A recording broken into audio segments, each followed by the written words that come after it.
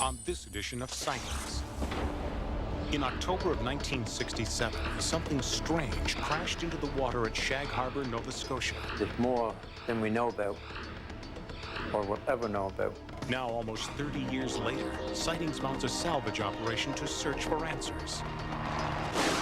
As the death toll mounts, many Hawaiians are saying it's the gods themselves who are trying to stop the island's newest freeway. The spirits are angry and they take it out on humans. And I believe we'll see many, many accidents and disasters in that freeway. The paranormal activity in this house has forced its residents to flee in terror. In all fairness, I could not leave those families there in that house. And was it a miracle that helped this fireman keep his cool in a blazing inferno?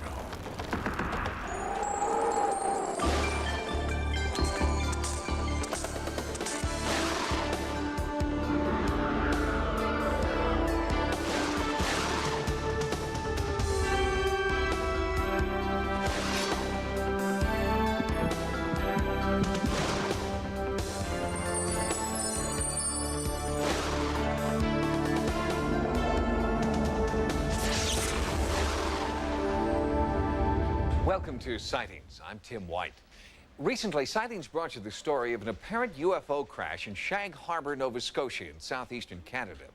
A significant government paper trail reveals startling evidence that there may be extraterrestrial debris hidden at the bottom of the shallow harbour. With Canadian investigator Chris Stiles, Sightings is launching its first UFO recovery operation.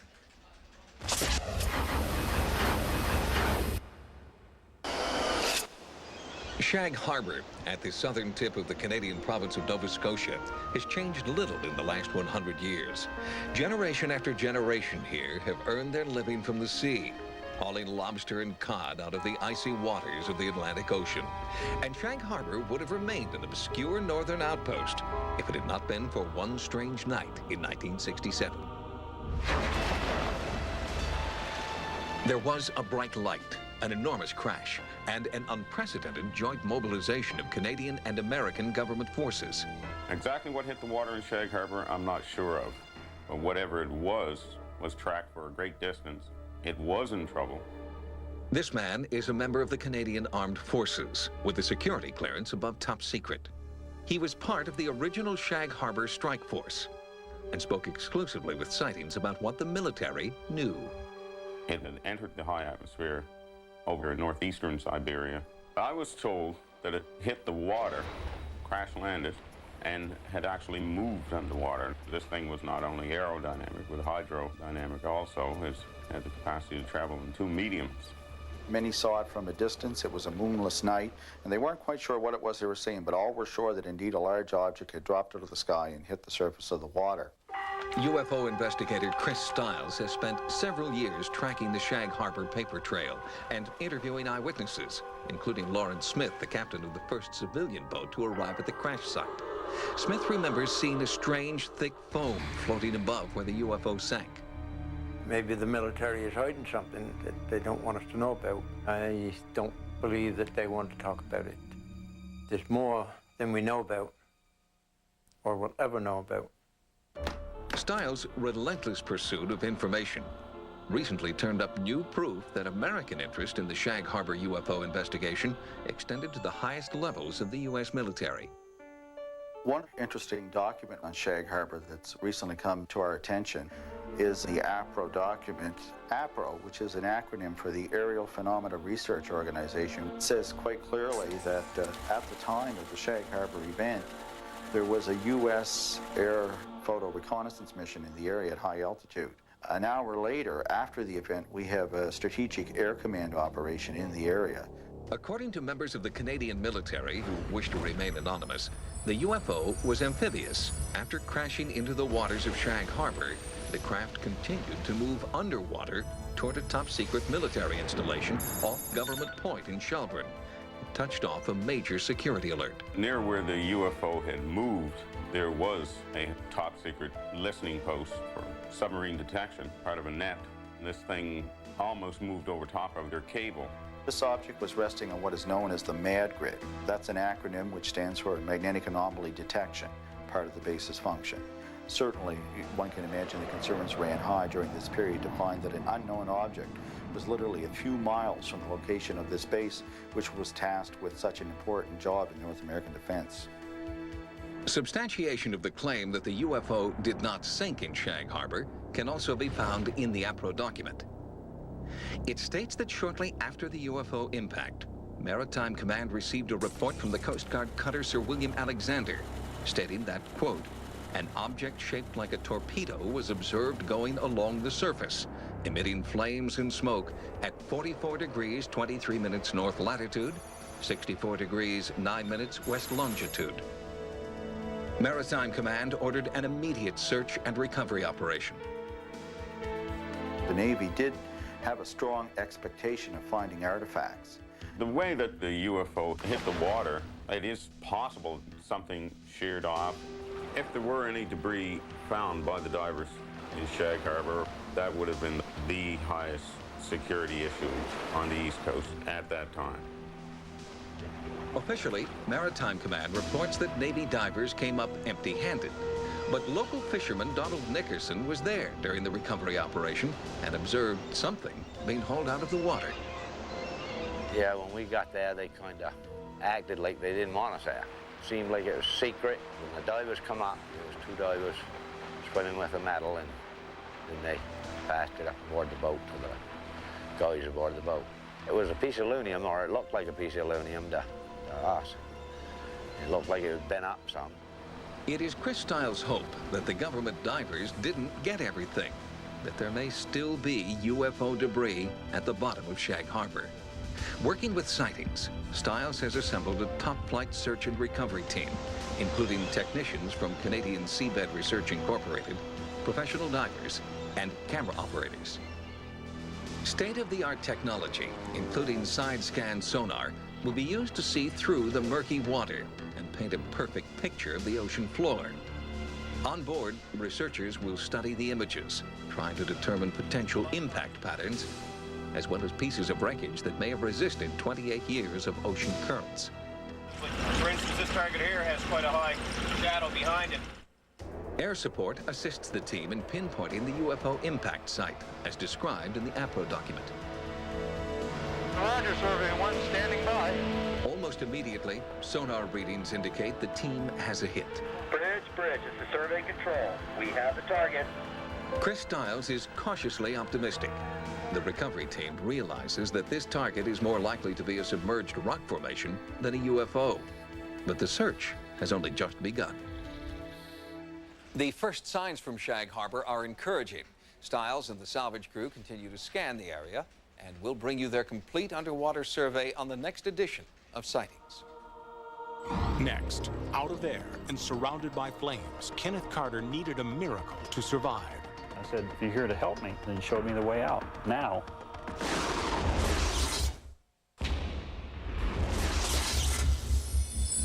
Few letters from Sightings viewers have touched us the way that Kenny Carter's letter did. He wrote to us about a deeply personal encounter with the supernatural. I was a firefighter, Kenny's letter begins. During the first few years, I never really came close to death, although some of the guys did. Then, in 1970, death called me.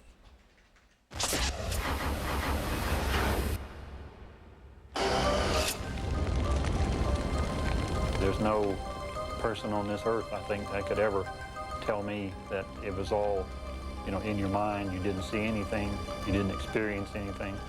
I know what I saw.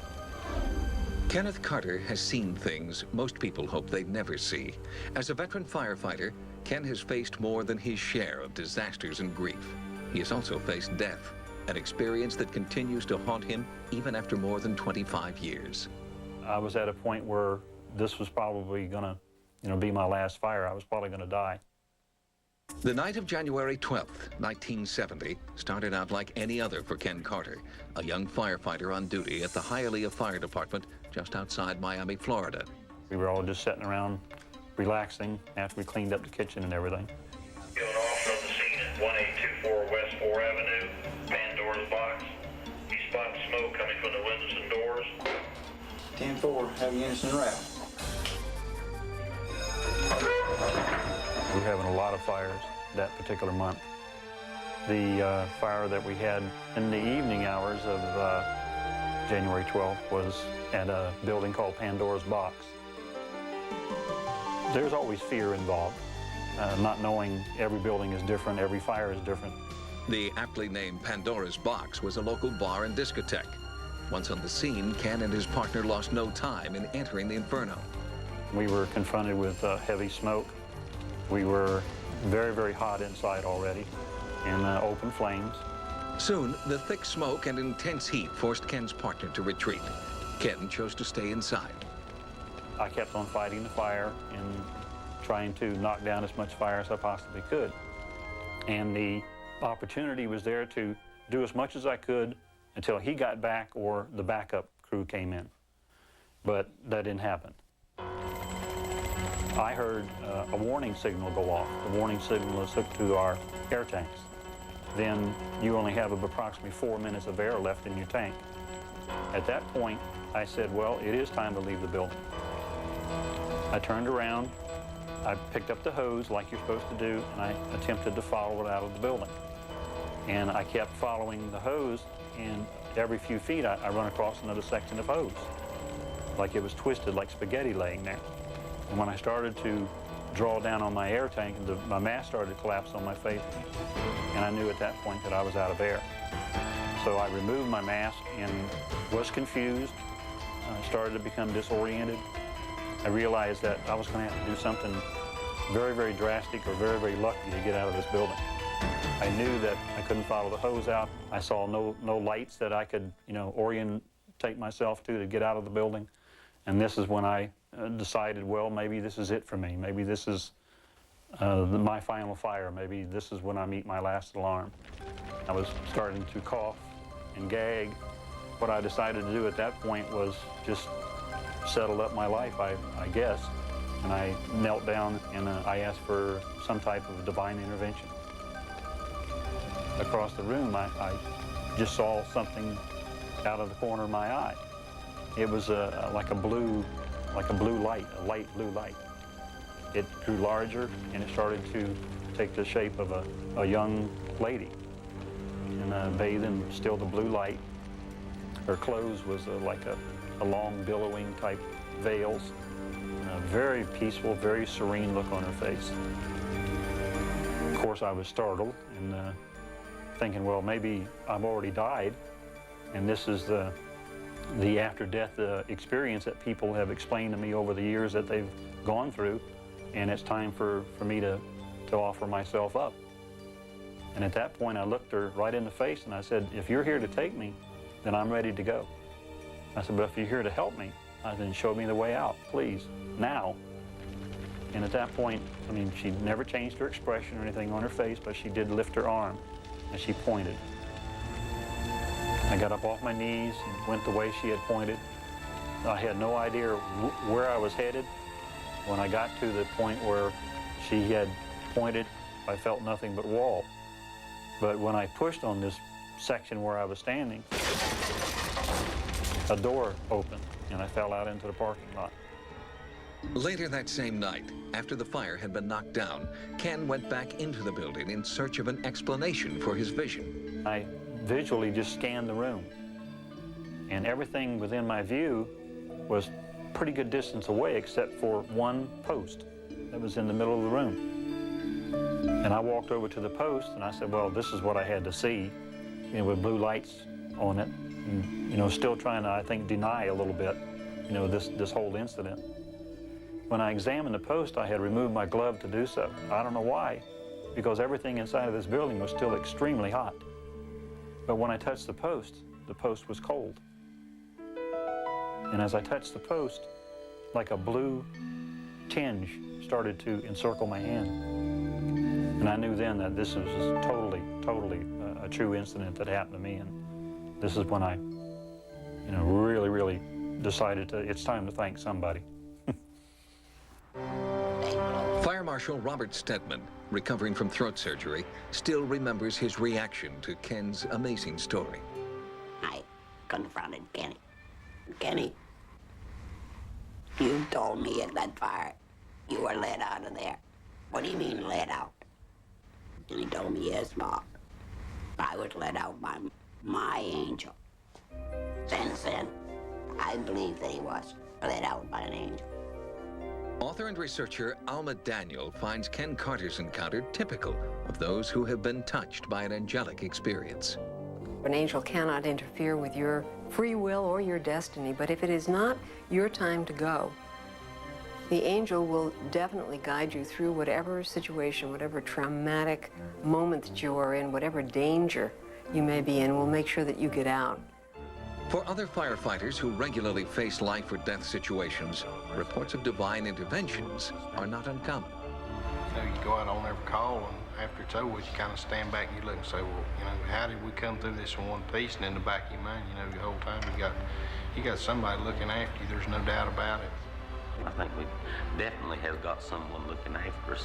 But we have guardian angels out there looking after us. If you have not fulfilled your purpose on this planet, if you still have a contribution to make, the angel will be there and make sure that you get through. Soon after the fire at Pandora's Box, Ken Carter transferred to Hialeah's emergency rescue team. He has spent a quarter century saving the lives of others. It's a terrific job. You can help so many people through so many situations. Saving a life there's nothing in this world that compares to it. Nothing. And I still see her vision every now and then. I still picture her even today. I get chilled, still thinking about it. Kenneth Carter is only one of a number of firefighters who believe that they have been saved by an angel. In fact, the blue glow that Carter describes is a common vision among firefighters who've narrowly escaped death while saving others. Next, NASA technology uncovers lost civilizations. An ancient Chinese philosophy helps home sales. Later, the curse of Hawaii's H3.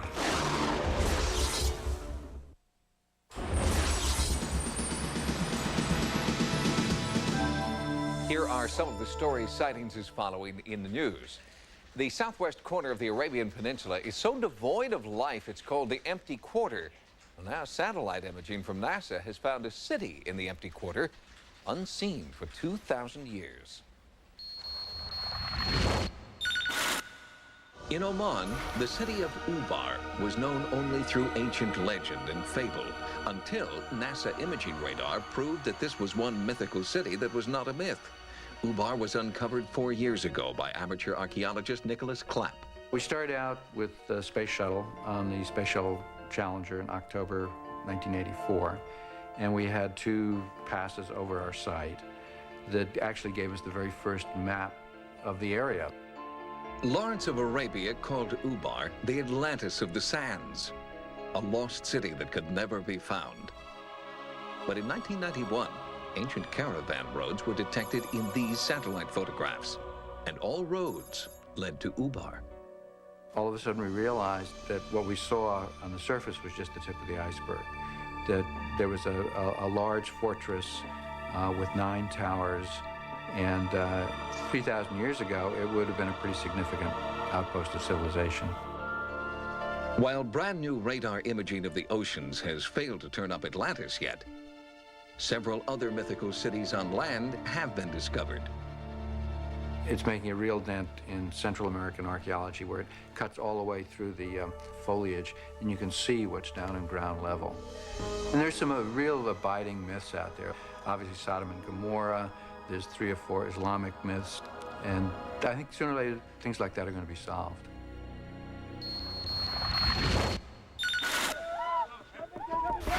In the capital city of Bamako, in Mali, a recent resurgence in traditional medicine, faith healing, and sorcery had mainstream doctors worried. But now, a study by the government's health department has found that many ancient herbal cures are as good as, if not superior to, imported Western medicines. 80% of Mali's 10 million people rely on leaves, roots, and ritual to successfully treat coughs and colds, ulcers, and even malaria.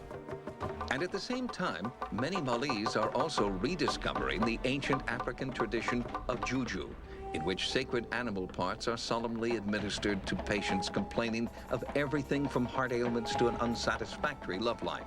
Studies done here could mean that the medicine of the future will include not only herbs, but desiccated bird parts, mammal urine, and lizard blood.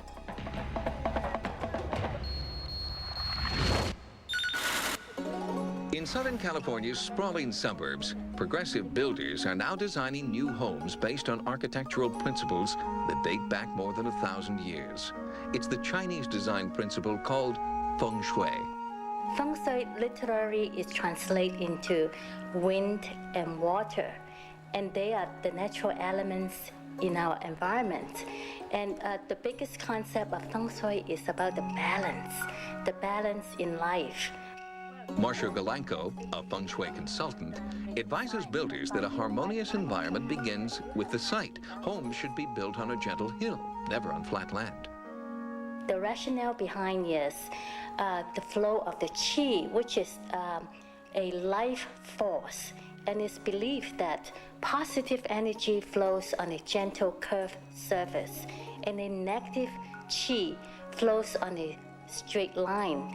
Galanko warns builders that potential buyers immigrating from the Pacific Rim prefer the positive number 8 instead of the negative number 4 over the front door, and they will avoid homes where the staircase faces the front door. There is a cultural belief that the staircase that's facing the door, that all the good things flows out of the home into the street. So when people are looking for homes, they would choose not to have the staircase facing the front door. Although most builders who consult with Galanko are looking initially for ways to increase home sales in Asian communities, they are finding that the application of ancient feng shui principles is benefiting home sales in all areas. When we first started this design process, the whole concept of feng shui was unconventional to us. We maybe questioned a little bit, but once we incorporated in the design, we had very positive comments about our homes, and our home sales have picked up. Feng Shui is not just superstition. It's not just a cultural belief. It's actually a very wise concept about the quality of our lives. And anybody can actually use it to bring out the goodness in them and to make wise choices. We'll have more stories from the news next time. Now, here's what's coming up on Sightings. There's trouble in paradise as deadly accidents plague Hawaii's haunted highway. The Hawaiian gods have a way of taking care of their own. Is the Roswell autopsy footage a hoax? Later, fallout from the so-called alien autopsy film.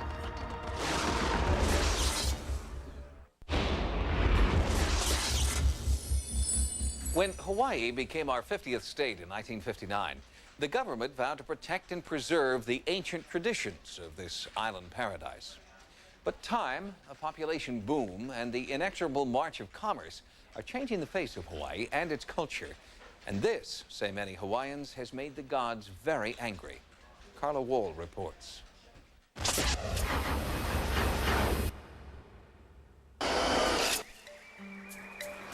On the island of Oahu, the tropical landscape has had to make way for vacationers and the high-rise resorts that line Waikiki Beach. And just outside of Honolulu, a lush and sacred valley has been forced to make way for this. Once completed, the H3 freeway will connect Pearl Harbor with the Kaneohe Marine Base. The road bisects the Halava Valley, a sacred and kingly Hawaiian burial site filled with ancient shrines.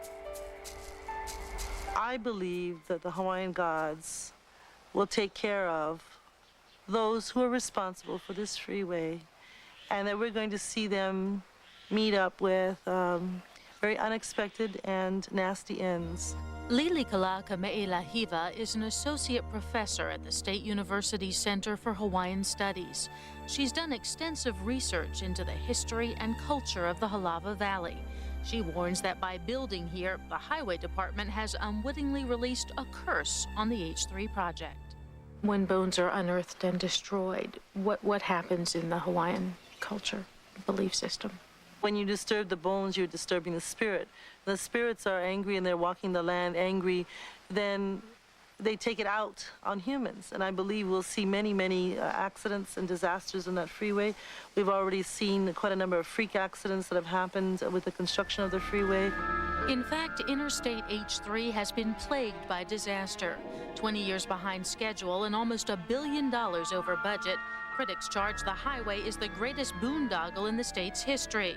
2 construction workers have died working on H3, and there are numerous reports of freak accidents, equipment failures, and haunting apparitions. It was in 1992 that archaeologists surveying the area for the State Highway Department discovered several ancient sites of rare and powerful significance. Earl Neller is a state archaeologist and cultural historian studying the Halava Valley. How significant are the sites that the highway is cutting through? The valley that was chosen for the project is probably the valley with the most sites. And not only did it have a lot of sites, the archaeological sites in Halava are quite unusual. One of the most important sites is this women's shrine called a heiau. These rocks and stone terraces are sacred to the people of Hawaii because it is here, legend says, that Hawaii's Earth Mother was born.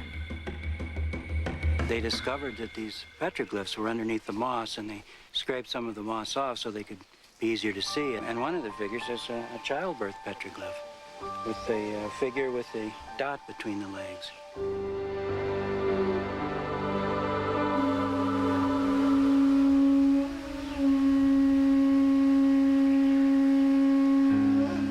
It is the women of Hawaii who are protesting most strongly against what they perceive as the desecration of a holy place. Weekend after weekend, without any publicity, women started hiking up in the valley to see this site. They wanted to find out what it was all about.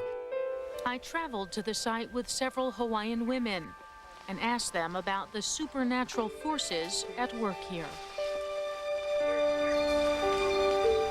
It brings the people that are supposed to be here, you know, sometimes even against their will. People that are supposed to be here, they're supposed to take care of this place, they just have to do it. You feel that you're called here? Yeah. I think that all of us who come here and take care of this place are called here. Laulani is one of many young Hawaiians who feel that in order to protect and preserve the old ways, they must protect and preserve the valley.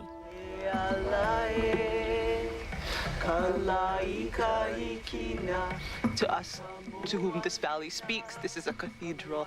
This is a sacred place, and you know, there's no value that you can put on it. There's something that's here, and right now, you know, there's a strong voice crying out because it's being hurt. To protect the heiau and several sacred burial sites in the valley, protesters have tried to disrupt construction, but the trucks continue to roll, seemingly unconcerned about warnings that ancient spirits inside the valley have now joined the fight. Filmmaker Naomi Sodatani is producing a documentary about the ill-fated highway project and the eerie effect this valley has had on many workers. Their construction workers and subcontractors have witnessed equipment moving without operators being in them and then stopping and starting, and they've seen presences. And a good many of them have actually quit. Discussing the so-called curse of H3 isn't against the law, but Sightings found one highway opponent who'd discuss construction experiences only if we guaranteed anonymity. They were working near the entrance to the tunnel, and they looked towards the back. It seemed to be a ghost walking toward them of an old Hawaiian man dressed in white mao. They were so terrified they ran from the tunnel, and a Hawaiian priest was brought in to bless the area, because they were frightened to work there. And the curse of H3 didn't end there. They were doing work at the back of the valley, and they had loaded up a dump truck with huge boulders from out of the side of a mountain. And all of a sudden, the truck overturned onto the side of the road, and the driver ran back to get help. When they got back to the truck, the boulders had returned to the mountain. They were not in the truck at all. She also learned of numerous unexplained equipment failures. brand new equipment purchased for the project, and they would get it into the valley. It would start working. All of a sudden, it would get into a certain area, and it would stop. And no matter what mechanics they brought in, they couldn't get it started again. They'd have to tow it out of the valley, and when they towed it out, it started up again. There were also stories of equipment that burst into flames. There's something going on that I can't explain. But cultural historians say the answer is quite simple. Putting a freeway through Halava is very akin to putting a freeway through Machu Picchu. The land, especially there in Halava, is sacred. When we go there and we look at the beauty of the land and the beauty of those temples, we're touched in our heart. To have such disregard for our traditions and our beliefs is really a stab in the heart of the Hawaiian people. When H3 is completed, will you travel on H3? Do you think it will be dangerous for other people to travel on H3? I will never travel on H3, ever, no matter what. And I don't think that there are too many Hawaiians that are going to be eager to travel on the freeway either. I suspect that we're going to see a lot of accidents happening right where the most sacred sites are. And I would just like to warn those unwitting and unknowing travelers that they take their life in their hands. And that's because the Hawaiian gods have a way of taking care of their own.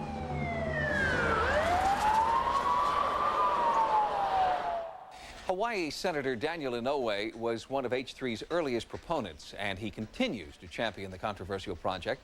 Sightings has made several requests for an interview with Senator Inouye, but our requests were declined. Next, are Civil War spirits forcing the residents of this home to flee in terror? I says, I want y'all to pray in this house because what I just saw was spiritual warfare.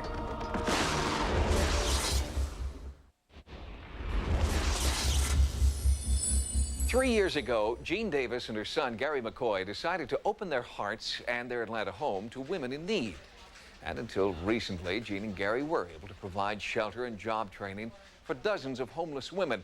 But now that's all changed. There's an unwelcome visitor in the house, a visitor they believe is not of this world.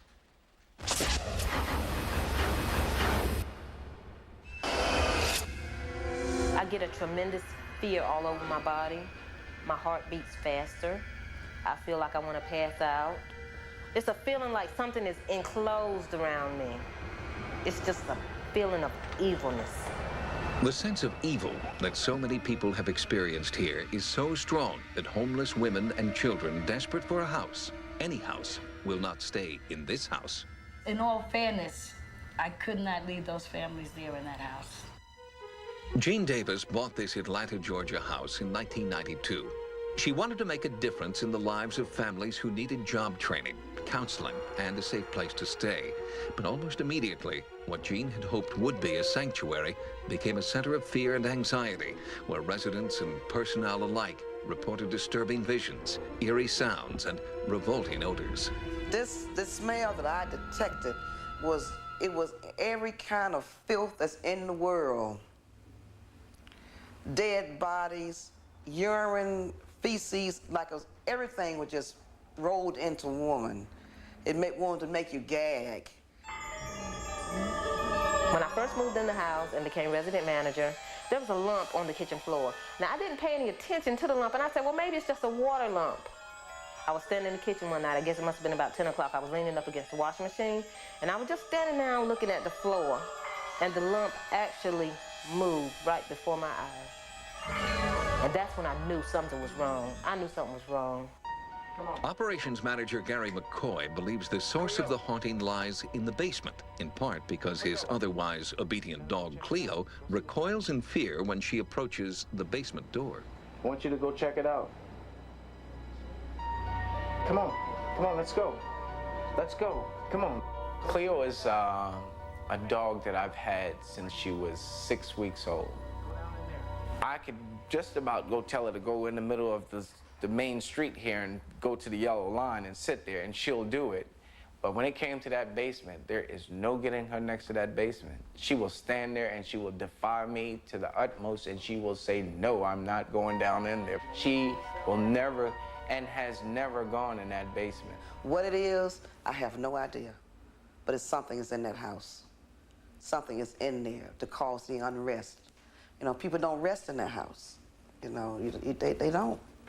You come over here, it's quiet. Over there is always noisy. And it doesn't mean that it could be quiet. I don't know if you understand what I'm saying. It's quiet, but within that quietness, there's no stillness. To have a whole house empty, and we're in the business of housing women, homeless women and children. The calls are coming left and right. I mean, they're out there very desperate, crying, but what can we do? What can we do? We have to close the house down. In an effort to rid the house of the overbearing aura of evil, a Catholic priest from the Atlanta Archdiocese was asked to bless the house. But his visit only reinforced the fear that something beyond reason was in control here. The priest came in, Carol, Gary, and myself, and the priest, we went in the house. The priest went through the whole house. He sprinkled holy water over the whole house. He never gave us a direct yes answer, but we could tell by the way that he was acting that he felt something. Something wasn't right. He called the name Lucifer, and I started talking about what had happened. And as soon as he said the name Lucifer, the house, this rumbling came from the basement. There was a loud, thunderous rumble up under our feet, like the house was coming up off the hinges. At that point, I jumped up, I flew out the front door. I says, I want y'all to pray in this house because what I just saw was spiritual warfare. But why this house? Why these people who were reaching out a hand of support and comfort? Sightings asked title examiner Christopher Cafaro to research the area's past for clues to the present haunting. He linked the house to a bloody Civil War battle. There were 3 battles for the city of Atlanta. The third one took place in what is called the Battle of Ezra Church. Ezra Church was located approximately maybe a quarter mile, if that, from this house.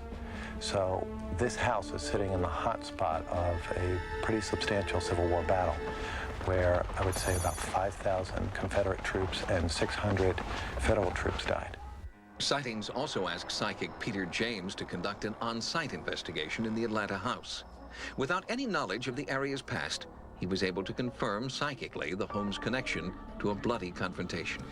What I sense in here is I get the impression of a man who wears some kind of a headpiece or a hat, and I see like a brim on the hat or something wide on his head, and I'm feeling that he stabbed someone, but he himself was murdered. You see? So it's like there's like a double whammy here.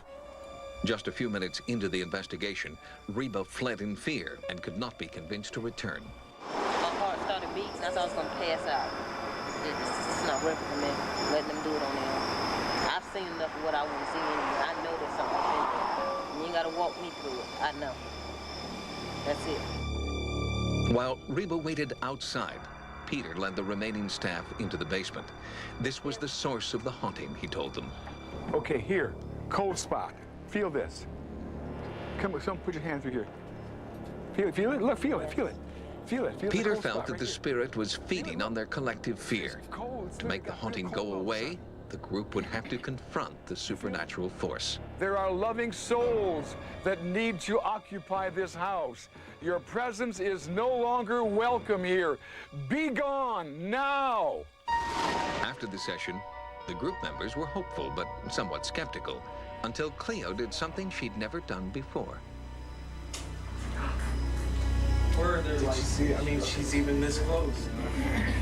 Whatever it was, it's on its way out or it's already gone, because knowing the way she acted in the past and never even wanting to go near the door to the basement and having gone as far as she did gives me some type of comfort. I have a great sense that this house will once again experience peace and peaceful living. Although Peter James believes he has successfully purged the shelter of its evil spirits, many women who stayed there since our investigation continue to feel uneasy in the home. For that reason, the owners have decided to convert it to a men's shelter and transfer the women to a different location. Next, Sightings viewers go on air and online to speak out on the alien autopsy film. So I think there's probably covering up somewhere. The Sightings online site continues to offer viewers a unique opportunity to download information and images and to dialogue with people nationwide on paranormal topics. Recently, we initiated our largest live chat forum ever. And not surprisingly, the one topic on everyone's mind was the Roswell autopsy film. Fact or fiction? Paranormal breakthrough or elaborate hoax? The Roswell autopsy film has generated a public debate unequaled since the original saucer report nearly 50 years ago. And after Sightings' original report on the film, where a majority of experts expressed disdain for the authenticity of the footage, viewer response was immediate and not altogether favorable.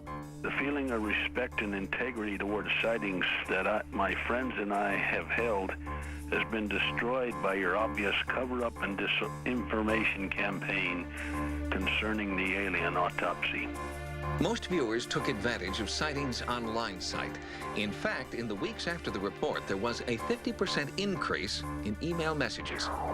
The film is clearly 1947 vintage. The shots were not always filmed from the best angle because this was not a movie set, but an autopsy lab. You were totally slanted to it being a fake and made it sound like no expert believes it is real. That just isn't true.